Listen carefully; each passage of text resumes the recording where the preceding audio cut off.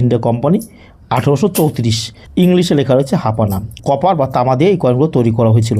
তারপরে আমরা যে কয়েনগুলো পাই, এই যে এই কয়েনগুলো আমরা পেয়ে থাকি হাফ আনা বা অর্ধ আনা। এইগুলো তৈরি করা হয়েছিল 1835 থেকে 1845 সাল পর্যন্ত। তার ব্রিটিশদের কিন্তু নিজস্ব মুদ্রা, এগুলো কপার বা তামা দিয়ে তৈরি। হাফ আনা, লায়নের হাতে পতাকা বা সিংহের হাতে পতাকা, এর মানেটা কি?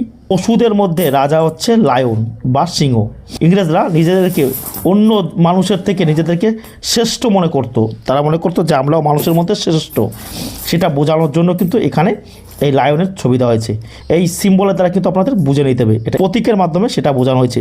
কারণ ইস্ট ইন্ডিয়া কোম্পানি অর্থাৎ ব্রিটিশেরা তখন সমগ্র পৃথিবী তাদের দখলে ছিল, তাদের ব্যবসা শুরু হয়েছিল এই যে, আর শেষ হয়েছিল এই কয়েনটা দিয়ে। জর্জ সিক্স কিংয়ের এই 1947 সালের এই 1 টাকার কয়েনটা দিয়ে কিন্তু ওনাদের যাত্রা শেষ হয়েছিল। কেন যাত্রা শেষ হয়েছিল আপনারা জানবেন যে 1947 সালে 15 আগস্ট ভারত কিন্তু স্বাধীনতা অর্জন করে। তখন বৌদি আপনি কোথা থেকে আসছেন?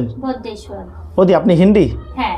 বাহ, আমার খুব ভালো হলো যে আপনি হিন্দি। বৌদি একটু হিন্দিতে বলে দিন আমার সম্পর্কে, একটু হিন্দিতে বলুন। आप लोग जो भी यहाँ पे आना चाहते हैं बिल्कुल सेफ है, आप आराम से आइए और इनका बिहेवियर भी बहुत अच्छा है, बिल्कुल सेफ है। मैं भी पहली बार आई हूँ, बहुत डर लग रहा था, बहुत इनका मतलब इनके परिवार के भी सारे लोग बहुत अच्छे हैं और कोई ऐसी बात नहीं है। आप जो भी लोग आना चाहते हैं बिल्कुल सेफली आएंगे और सेफली जाएंगे।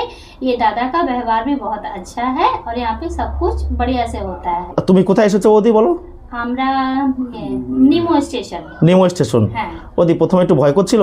হ্যাঁ, আমার খুব ভয় লাগছিল, কিন্তু এসে আমি একদম ফ্রিডম হয়ে গেছি। খুব ভালো লাগলো আপনার ব্যবহারটা আমার। বৌদি তোমার নামটা কি ছিল? জ্যোতি সাউ। ইন্ডিয়া 1939 থেকে 1945।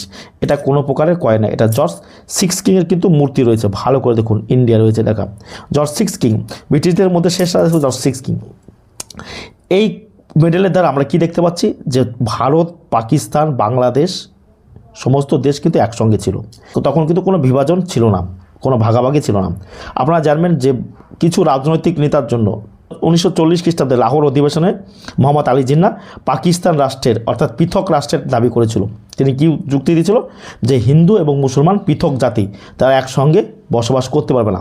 সেই উদ্দেশ্যে কিন্তু পাকিস্তান গড়ে উঠেছিল, আর এদিকে উঠেছিল পূর্ব পাকিস্তান। মুসলিম সম্প্রদায়ের লোকেরা বসবাস করবে, এই দুটো রাষ্ট্রের জন্য গড়ে উঠেছিল। ইতিহাসের উপাদান রূপে বিভিন্ন মেডেল ও মুদ্রার গুরুত্ব কিন্তু একেবারে অনস্বীকার্য। ভারতবর্ষের বাইরেও ব্রিটিশরা শাসন করছে, সেরকম কয়েকটা কয়েন আমরা দেখে দিন। এই যে দেখুন জর্জ সিক্স কিংয়ের, এটা কিন্তু কোনো প্রকার ক্রাউন নেই মাথায়, ক্রাউন 1943। এটা বিদেশি কয়েন। ব্রিটিশেরা সমগ্র ভারতবর্ষ ছাড়া সমগ্র পৃথিবী জুড়ে এরা শাসনভার করতো। আফ্রিকার লোকেরা ছিল অশিক্ষিত, কিন্তু তারা ছিল সরল প্রকৃতির মানুষ। এই ইউরোপের লোকেরা